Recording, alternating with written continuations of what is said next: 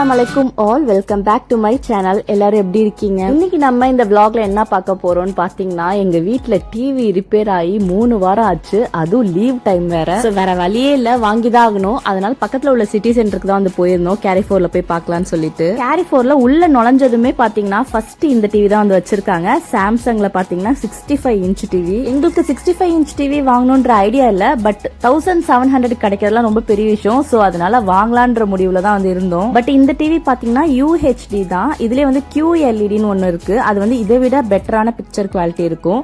அது பாத்தீங்கன்னா 4000 திரம்ஸ்க்கு வந்து போட்டிருந்தாங்க. அதே மாதிரி LGலயும் 65 இன்ச் பாத்தீங்கன்னா இந்த QLED வந்து 4000 திரம்ஸ் தான். 4000 திரம்ஸ்லாம் பாத்தீங்கன்னா ரொம்ப வந்து நமக்கு எக்ஸ்பென்சிவா போகுது. சோ QLED பார்க்க வேணா, UHDயே போதும் அப்படின்னு சொல்லி முடிவு பண்ணிட்டோம். பட் நமக்கு இன்னும் பிரைஸ் வந்து கம்மியா வாங்கணும்னா இன்னும் நிறைய பிராண்ட்லாம் இருக்கு. ஹைசென்ஸ் இருக்கு, TCL இருக்கு. இதெல்லாம் பாத்தீங்கன்னா சாம்சங் LGயை கம்பேர் பண்ணக்குள்ள கொஞ்சம் கம்மியா தான் வந்து இருக்கும். இது பாருங்க, TCL QLED 2700 தான் வந்து போட்டிருக்காங்க. பட் சாம்சங்ல LG எல்லாம் பாத்தீங்கன்னா 4000 வந்து போட்டிருந்தாங்க. பட் என் ஹஸ்பண்டுக்கு வந்து மைண்ட் செட் ஆயிடுச்சு, வாங்கினா சாம்சங் தான் வாங்கணும், இல்லனா LG வாங்கணும்னு சொல்லிட்டு நம்ம வாங்க போனது 55 இன்ச் டிவி தான். பட் அங்க உள்ளவங்க எல்லாம் பாத்தீங்கன்னா இன்னும் ஒரு 200 திரம்ஸ் நீங்க எக்ஸ்ட்ரா போட்டீங்கன்னா 65 இன்ச்சே வாங்கிடலாம் அப்படின்னு சொல்லி நம்மள பிரெயின் வாஷ் பண்ணிட்டு இருந்தாங்க. அங்க அதுக்கும் மேலயும் 98 இன்ச் 100 இன்ச்னு சொல்லிட்டு பல வகையில இருந்துச்சு. பார்க்கவே ரொம்ப பிரம்மாண்டமா இருந்துச்சு. பட் போன்ல பாத்தீங்கன்னா கொஞ்சம் குட்டியா தான் வந்து தெரியுது. கேரிஃபோர்ல பார்த்து வச்சுட்டு நெக்ஸ்ட் பாத்தீங்கன்னா ஷெரஃப் டிஜி வந்திருந்தோம். சரி, இங்க என்னதான் ஆஃபர் போட்டிருக்கான் பார்க்கலாம்னு சொல்லிட்டு இன்னைக்கு மட்டும் இல்லங்க, கடந்த 4 நாளாவே இத வேலை தான் வந்து போயிட்டு இருக்கு. நெஸ்டோ, லூலு, கேரிஃபோர் அப்படின்னு சொல்லிட்டு இருக்கிற இடம்லாம் சுத்திட்டு இருக்காங்க. பட் ஷெரஃப் டிஜில நாங்க எதிர்பார்த்த மாதிரி எந்த ஆஃபரும் பெருசா வந்து போடல. இந்த டிவியோட வித்த பாத்தீங்களா, எவ்வளவு மெலிசா இருக்கு. ஸ்லேட்டே தோத்துரும் போல, அவ்வளவு மெலிசா இருக்கு. அதுக்கு தான் அவ்வளவு விலை வச்சிருக்காங்க போல. அதுக்குள்ளேயே என் பையனுக்கு நடந்து நடந்து கால் வலிக்க ஆரம்பிச்சிருச்சு. கால் வலி மட்டும் இல்ல, எனக்கும் என் பிள்ளைங்களுக்கும் பசியும் வந்துருச்சு. சோ அதனால மேல உள்ள ஃபுட் கோர்ட் வந்து போயிருந்தோம். அல்பைக் சாப்பிடணும்னு ரொம்ப ஆசையா இருந்துச்சு, ஏன்னா சாப்பிட்டே ரொம்ப நாள் ஆயிடுச்சு. பட் இங்க ஃபுட் கோர்ட்ல பாத்தீங்கன்னா அந்த சிக்கன்லாம் வந்து கிடைக்காது. நகட்ஸ் கிடைக்கும், பர்கர் கிடைக்கும். ஸோ அதனால கிட்ஸுக்கு நகட்ஸ் வாங்கிட்டு எங்களுக்கு வந்து பர்கர் வாங்கியிருந்தோம். சில இடத்துல இப்படிதான் பண்றாங்க, வெறும் நகட்ஸ் பர்கர் தான் வந்து வச்சிருக்காங்க. அந்த ப்ரோஸ்டட் சிக்கன்லாம் வந்து இருக்க மாட்டேங்குது. பட் இவங்களோட பர்கர் வந்து பெஸ்ட்னு சொல்லுவாங்க, ஏன்னா அவ்வளோ ஒரு ஃபில்லிங்கா இருக்கும். டபுள் பேக் பர்கர்னு சொல்லிட்டு டபுள் லேயர் வந்து நமக்கு வச்சு கொடுப்பாங்க அந்த சிக்கன். அதுவும் வெறும் 980 தான். ஸோ செம்ம ஒர்த்து. சீஸ் கூட 2 ஸ்லைஸ் வச்சிருக்காங்க பாருங்க. ஸோ செம்ம ஜூசி அண்ட் டேஸ்டியா இருக்கும். துபாயில இருந்துட்டு யாருமே அல்பைக் வந்து ட்ரை பண்ணாம இருந்திருக்க மாட்டீங்க. பட் அப்படி யாராச்சும் ட்ரை பண்ணலனா கண்டிப்பா இந்த அல்பைக்கோட பர்கர் வந்து ட்ரை பண்ணி பாருங்க, உங்களுக்கு ரொம்ப பிடிக்கும். சோ அன்னைக்கு பாத்தீங்கன்னா டிவி வாங்கல. அப்புறம் மறுநாள் பாத்தீங்கன்னா என் ஹஸ்பண்டும் அப்புறம் என் ஹஸ்பண்டோட பிரதரும் அப்புறம் என்னோட பிரதரும் போயிட்டு ஃபைனலா டிவி வந்து வாங்கிட்டாங்க. ஒரு வாரம் அலைஞ்சு திரிஞ்சதுக்கு நல்லபடியா நமக்கு மனசுக்கு பிடிச்ச மாதிரி வந்து கிடைச்சிருச்சு. 3 வாரம் அதுவும் லீவ்ல டிவியே இல்லாம வந்து நாங்க ஓட்டிட்டோம். டிவி வைக்கிறதுக்கு ஸ்டேபிளும் பாத்தீங்கன்னா முதல் நாளே போய் வாங்கிட்டு வந்தாச்சு. சோ பிக்சர் குவாலிட்டி எல்லாம் எப்படி இருக்குன்னு சொல்லிட்டு போட்டு பாத்துட்டு இருந்தோம். இன்ஸ்டாலேஷனுக்குலாம் பாத்தீங்கன்னா ஆள் வரல, எங்க அண்ணனும் என் ஹஸ்பண்டும் சேர்ந்தே வந்து பண்ணிட்டாங்க. ஸோ நினைச்ச மாதிரியே 55 இன்ச் அதுவும் சாம்சங்ல வாங்கியாச்சு. பட் இனிமே அதை கிட்ஸு கிட்ட இருந்து பாதுகாக்கிறது தான் பெரிய வேலை. அவங்கள பால் எதுவும் விளையாட விடாம பாத்துக்கணும். நான் கொஞ்சம் கிட்ஸுக்காக சப்போர்ட் பண்ணுவேன். ஸோ இதனாலே கண்டிப்பா எனக்கும் என் ஹஸ்பண்டுக்கும் ஃபைட் தான் வரப்போகுது. ஸோ அப்படியே லொஹர் தொழுதுடலாம்னு சொல்லிட்டு ஒளி செஞ்சுட்டு வந்தாச்சு. தொழுது முடிச்ச பிறகுதான் பாத்தீங்கன்னா லஞ்சே வந்து குக் பண்ண ஸ்டார்ட் பண்ணணும். ஒரு 2 நாளா பாத்தீங்கன்னா உடம்புமே கொஞ்சம் சரியில்லை. த்ரோட் பெயின், கோல்டு பெருசா இல்ல, பட் த்ரோட் பெயின் இருக்கு, பாடி பெயின் இருக்கு. என்னன்னு தான் தெரியல. ஃபீவர் அடிக்கிற மாதிரியும் இருக்கு, அடிக்காத மாதிரியும் இருக்கு. நம்ம கிட்ட கைவசம் இருக்கவே இருக்கு பெனடால். எல்லா பெயினுக்கும் நம்ம அதை தான் வந்து போடுவோம். ஸோ அதான் போட்டு ஓட்டிட்டு இருக்கேன், பாப்போம் எப்படி இருக்குன்னு. 2 days பிஃபோரே பாத்தீங்கன்னா என்னோட ஹஸ்பண்ட் வந்து ப்ரான் வாங்கிட்டு வந்துட்டாங்க. ஸோ அதை வச்சு இன்னைக்கு சமைச்சே ஆகணும், உடம்பு முடியுதோ இல்லையோ. கொஞ்சமா தான் வந்து வாங்கிட்டு வர சொல்லியிருந்தேன், ஏன்னா ஒரு சால்னா மாதிரி வைக்கலாம் அப்படின்னு சொல்லிட்டு கிளீன் பண்ணலாம்னு சொல்லி தண்ணியில போட்டிருந்தேன். பட் பாத்தீங்கன்னா ஆல்ரெடி கிளீன் ஆகி தான் இருக்கு, அதை நான் நோட் பண்ணவே இல்லை. இருந்தாலும் 1-2 விட்டு போயிருக்கும். ஸோ அதை செக் பண்ணி வந்து எடுத்துட்டு இருந்தேன். மேங்கோ மார்க்கெட்ல வாங்கினா பாத்தீங்கன்னா அவங்க கொஞ்சம் கிளீன் பண்ணி கொடுப்பாங்க. பட் நெஸ்டோலாம் வந்து கிளீன் பண்ணி கொடுக்க மாட்டாங்க. எனக்கு இந்த நான்வெஜ் கிளீன் பண்றதே பாத்தீங்கன்னா சுத்தமா பிடிக்காத வேலை. எனக்கு அது வந்து ரெடியா இருந்தாதான் அது வந்து குக் பண்றதுக்கு வந்து ஒரு ஈஸியா இருக்கிற மாதிரி இருக்கும். ஸோ அதனாலே மோஸ்ட் ஆஃப் பார்த்தீங்கன்னா என் ஹஸ்பண்ட் வந்து ஹெல்ப் பண்ணுவாங்க. அவங்களுக்கு வேலை இல்லைன்னா க்ளீன் பண்ணி கொடுத்துருவாங்க. நான் லாஸ்ட்டாக விளாக் போட்டு பார்த்தீங்கன்னா 10 days ஆச்சுன்னு நினைக்கிறேன். இப்போலாம் பெருசாக எதுவும் கண்டென்ட் யோசிக்கணும், வீடியோ எடுக்கணும், வீடியோ போடணும் அப்படின்னே வந்து தோண மாட்டேங்குது. அதுக்கு ரீசன் என்னன்னு பார்த்தீங்கன்னா, நான் எதிர்பார்க்குற ஒரு ரீச் வந்து கிடைக்கல. ஸோ நானும் ஹோப்பை விடாமல் கிடைக்கும் தான் என்னோட எஃபோர்ட் வந்து போட்டுட்ருக்கேன். பட் ஒரு டைம் நமக்கு ஃப்ரஸ்ட்ரேட் ஆகும் இல்லையா, ஸோ அந்த மாதிரி எனக்கு இப்போ வந்து ஃப்ரஸ்ட்ரேட் ஆயிடுச்சு. ஆக்சுவலாக நான் யூடியூப் பார்த்தீங்கன்னா 5 இயர்ஸாக வந்து பண்ணிட்டு இருக்கேன். அதில் ஃபர்ஸ்ட் 2 இயர்ஸ் பண்ணேன், அதில் பெருசாக வந்து சுத்தமாக ரீச்சே கிடைக்கல. ஸோ அதிலே பார்த்தீங்கன்னா அப்படியே விட்டுட்டேன். ஒரு 1 இயர் வந்து சுத்தமாக எதுவுமே பண்ணல, யூடியூபே வேணான்னு சொல்லி விட்டுட்டேன். அந்த 1 இயர் விட்டதில் ஃபர்ஸ்ட் பண்ண அந்த 2 இயர்ஸும் வந்து வேஸ்ட்டாக போச்சு. ஸோ இப்போ துபாய்க்கு வந்து மறுபடியும் ஆரம்பிச்சு பார்த்தீங்கன்னா ஒரு 1.25 வருஷம் கிட்ட ஆயிடுச்சு.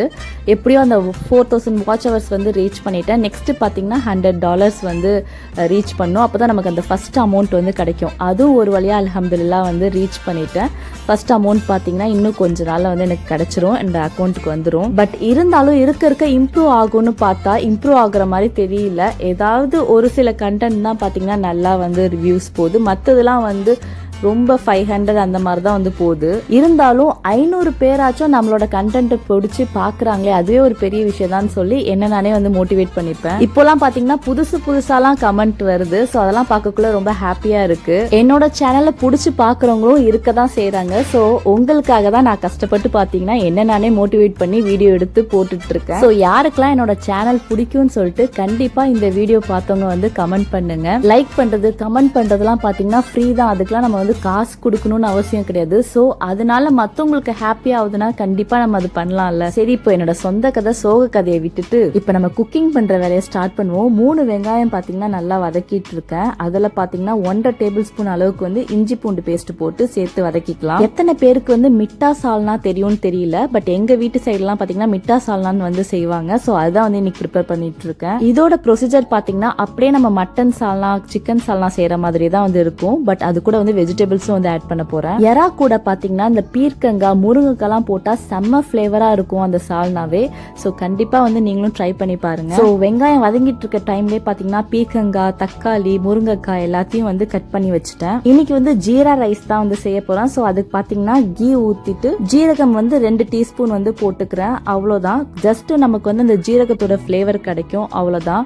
சோ 2 கப் பாஸ்மதி ரைஸ் பாத்தீங்கன்னா 30 மினிட்ஸ் பிஃபோரே வந்து சோக் பண்ணி வச்சுட்டேன். தண்ணி ஊத்துறதுக்கு முன்னாடியே பாத்தீங்கன்னா நம்ம சோக் பண்ணி வச்சிருக்க ரைஸை வந்து ஜீரகத்தோட சேர்த்து வதக்கணும். அப்பதான் அந்த ஜீரகத்தோட அந்த நெய்யோட ஃபிளேவர்லாம் வந்து நல்லா கிடைக்கும். ஜஸ்ட் ஒரு 2-3 மினிட்ஸ் வந்து லைட்டா சாட்டே பண்ணா போதும். நெக்ஸ்ட் பாத்தீங்கன்னா நம்ம இதுக்கு தேவையான அளவு வந்து வாட்டர் வந்து ஊத்திக்கலாம். 2 கப் ரைஸ்க்கு பாத்தீங்கன்னா நான் 3 கப் வந்து வாட்டர் வந்து ஊத்திக்கிறேன். நல்லா ரைஸ் பாத்தீங்கன்னா நல்லா உதிரியா வரும். 1 கப்புக்கு 1.5 கப் ஊத்துனா சுத்தமா விரையாவே இருக்க கூடாதுன்னா ஒரு 1.5 விட கொஞ்சம் ஒரு 1.25 அளவுக்கு வந்து எக்ஸ்ட்ரா ஊத்திக்கலாம். இப்போ அதுக்கு தேவையான சால்ட் போட்டுட்டு கொதி வந்தோடனே லிட்டை க்ளோஸ் பண்ணி வச்சுட்டு ஒரு 15 மினிட்ஸ் கழிச்சு ஓபன் பண்ணி பார்த்தா போதும், ஜீரா ரைஸ் வந்து ரெடி ஆயிடும். இப்போ வெங்காயமும் பாத்தீங்கன்னா நல்லா வதங்கிருச்சு. சோ இந்த டைம்ல பாத்தீங்கன்னா 2 வந்து தக்காளி வந்து சேர்த்துக்கிறேன். இப்போ தக்காளி பாத்தீங்கன்னா நல்லா வதங்கி வரணும். சோ அதுக்கு தேவையான வந்து சால்ட் போட்டுக்கலாம். அதுக்கடுத்து என்ன மசாலான்னு பாத்தீங்கன்னா மல்லித்தூள் வந்து ஒரு 3 டேபிள் ஸ்பூன் அளவுக்கு வந்து போட்டுக்கிறேன். அப்புறம் சில்லி பவுடர் ஒரு 1 டீஸ்பூன், அப்புறம் டர்மரிக் பவுடர் பாத்தீங்கன்னா ஒரு 1/2 டீஸ்பூன், அப்புறம் கரம் மசாலா பாத்தீங்கன்னா ஒரு 1 டீஸ்பூன் அளவுக்கு வந்து போட்டுக்கிறேன். சோ இப்போ எல்லாத்தையும் மிக்ஸ் பண்ணி நல்லா அதோட ரா ஸ்மெல் போற வரைக்கும் வதக்கி விட்டுக்கலாம். பெரிய கஷ்டமான வேலை எல்லாம் ஒண்ணும் இல்ல, நம்ம யூஸ்வலா செய்யற சிக்கன் சால்னா மாதிரி தான். பட் டேஸ்ட் செம்ம பிளேவர்ஃபுல்லா இருக்கும். இப்போ இந்த பீர்க்கங்காய், முருங்கைக்காய் எல்லாத்தையும் வந்து சேர்த்துப்போம். அதையும் ஒரு நல்லா மிக்ஸ் கொடுத்துட்டு அதுக்கடுத்து அந்த காய் வேகிறதுக்காக கொஞ்ச நேரம் லிட் போட்டு க்ளோஸ் பண்ணிடலாம். தண்ணி ஊத்தியும் வந்து லிட் போட்டு க்ளோஸ் பண்ணலாம். நான் பாத்தீங்கன்னா அப்படியே வந்து க்ளோஸ் பண்ணி கொஞ்ச நேரம் வேக வச்சு 10 to 15 நிமிஷம் கிட்ட ஆயிடுச்சு. ரைஸ் எந்த நிலைமையில இருக்குன்னு வந்து பாக்கலாம். நான் தம் போடுறப்ப இப்படிதான் 2 பக்கமும் கிளிப் போட்டு வச்சிருப்பேன். ரைஸ் எல்லாம் பாத்தீங்கன்னா நல்லா வந்து குக்காய் வந்து இருந்துச்சு.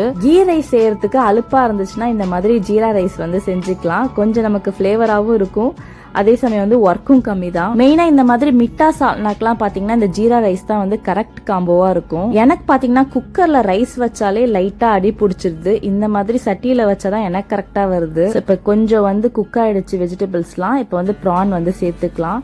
ப்ரான் வந்து பிஃபோரா சேர்த்துட்டோம்னு வச்சுக்கோங்க ரொம்ப ஹார்ட் ஆயிடும். ஸோ ப்ரான் குக்கிங் டைம் வந்து ரொம்ப கம்மி தான், அதனால கொஞ்சம் லேட்டாவே வந்து நம்ம ஆட் பண்ணிக்கலாம். இப்போ எந்த அளவுக்கு நமக்கு சால்னா தேவையோ அந்த அளவுக்கு வந்து தண்ணி ஊத்திக்கலாம். இதுல லாஸ்டா பாத்தீங்கன்னா நம்ம தேங்காயும் வந்து அரைச்சு ஊத்த போறோம்.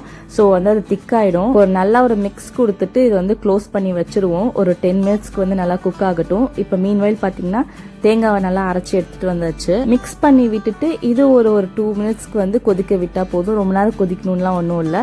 இல்லை கருவேப்பிலையும் வந்து மேலே ஃபைனலாக போடலாம், இல்லைன்னா வந்து கொத்தமல்லியும் போடலாம். நான் வந்து கொத்தமல்லி வந்து போட்டுக்கிட்டேன். கருவேப்பிலை போட்டு மண் சட்டியிலலாம் இந்த சால்னா பண்ணா அவ்வளோ ஒரு சூப்பராக இருக்கும். இங்கே என்கிட்ட பார்த்தீங்கன்னா மண் சட்டியே ஒன்று கூட கிடையாது. ஸோ ஒன்று வாங்கி வைக்கணும். ஸோ 2-3 நிமிஷம் நல்லா கொதிச்ச பிறகு இறக்கிடலாம். ஸோ சைட் டிஷ்க்கு பார்த்தீங்கன்னா படையான் தான் வந்து வறுத்துக்கிட்டேன். நேத்திக்கு செஞ்ச கருவாடு தொக்கும் கொஞ்சம் பேலன்ஸ் இருந்துச்சு, அப்புறம் சேப்பக்கிழங்கு ஃப்ரையும் கொஞ்சம் பேலன்ஸ் இருந்துச்சு. ஸோ அதை வச்சு இன்னைக்கு வந்து மேனேஜ் பண்ணிக்கலாம்னு சொல்லிட்டு அப்படியே வச்சாச்சு. ரொம்ப நல்லா இருக்குன்னு சொல்லி சாப்பிட்டாங்க. ஸோ கண்டிப்பா வந்து நீங்களும் ட்ரை பண்ணி பாருங்க. இன்ஷால்லா கூடிய சீக்கிரம் நெக்ஸ்ட் vlogல மீட் பண்ணலாம். நீங்களும் உங்களோட சப்போர்ட்டை கண்டிப்பா வந்து காட்டுங்க உங்களோட லைக்ஸ் அண்ட் கமெண்ட்ஸ் மூலியமா. இன்ஸ்டாகிராம் பேஜையும் ஃபாலோ பண்ணிக்கோங்க. தேங்க்யூ.